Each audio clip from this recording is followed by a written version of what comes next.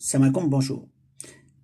Les cellules fonctionnent avec de l'énergie et cette énergie, on peut connaître si on est malade ou pas. Et bien justement, ils ont fait des appareils à ce sujet et pour vous dire, nous, on est enveloppé à l'intérieur de lumière, c'est pas là pour décorer. Notre corps a de la lumière, a de l'énergie. On va en parler et pour justement, c'est énorme. Il y a des appareils pour faire des diagnostics de maladies et des appareils justement pour aider le corps à mieux combattre ces pathologies. Comment ils ont fait? Pour expliquer les choses. Imagine que chaque partie du corps émet par activité cellulaire une énergie comme une chaleur. Donc on la voit sous forme de couleurs. On va voir des couleurs. Et une intensité de lumière comme une lampe, une petite lampe, une grosse lampe. Donc ils ont mesuré les différentes parties du corps, donc une fréquence pour chaque partie du corps, le cœur, le foie et ainsi de suite. Et ils ont pris un corps sain, un corps malade. Ils ont vu des corps malades, ils émettaient pas beaucoup. La lampe, elle s'éteint, c'est pas grand-chose. Ce qui fait que plus ça s'éteint, plus la personne est malade. Donc le corps a du mal à travailler et a un problème.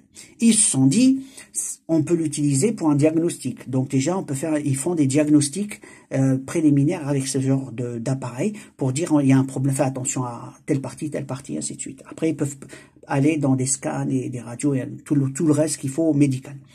Mais on va rester dans ce contexte. Donc, on peut savoir si un corps est malade ou pas, rien qu'en regardant son énergie. Ils sont passés à l'étape suivante. Ils ont dit une partie du corps comme le foie qui a un problème, comment ils vont l'aider? Eh bien, ils ont dit, on va lui donner cette énergie, on va voir, c'est un apport extérieur, le corps, il l'a pas, on va l'aider. Ils ont remarqué que le corps se rétablissait beaucoup plus vite, puisqu'il n'avait pas cette énergie, il va se retrouver comme avec un carburant. Donc, les cellules vont se retrouver dans le carburant normal, sans effort à le faire, puisque l'énergie ne le fait pas.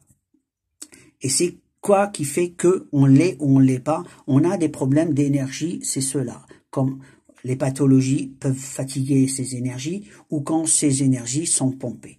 Maintenant, on va parler de ces énergies de base. Donc, on peut déjà on va parler au niveau médical. Ils ont fabriqué un appareil non seulement de diagnostic, des centaines de diagnostics de plusieurs maladies, toujours dans le même principe. Donc, on tient une poignée et une petite charge électrique qui passe. Il fait un bilan sur une centaine de pathologies. Et c'est énorme, moi, je trouve. Les gens, ils en parlent pas assez. Et c'est pas très coûteux. Il y a même des appareils qui pourraient nous montrer carrément les différentes énergies. Comme pour une radio. Il y a des appareils qui permettent par exemple, quand il y a une cassure, de donner à la partie de l'os l'énergie qu'il lui fait pour qu'il travaille plus facilement, parce qu'on lui donne une énergie extérieure qui va l'aider, hormis les traitements classiques, thérapie pareil, sauf qu'on lui rajoute un apport, et ben c'est considérable parce que la personne trouve de l'énergie qui lui vient de l'extérieur sans le produire de lui-même, puisqu'il a un problème, il n'arrive pas à le produire. Donc, l'importance de cette technique, de diagnostic et d'aide à la thérapie. C'est un plus qu'on fait et qui est énorme. Dans la culture européenne, même en Afrique, ils en parlent même pas. C'est carrément comme si on était illettré. Le corps, on sait qu'il y a des chakras, mais sans plus, hein, on n'y pense même pas. Non, parce qu'on a de la lumière à l'intérieur de nous. On a de l'énergie, mais on n'en parle pas. On parle juste du corps, de la chair, comme si c'était normal. Or non, on a même une âme. Et on en parlera dans la prochaine vidéo. Je vous dis à la prochaine vidéo.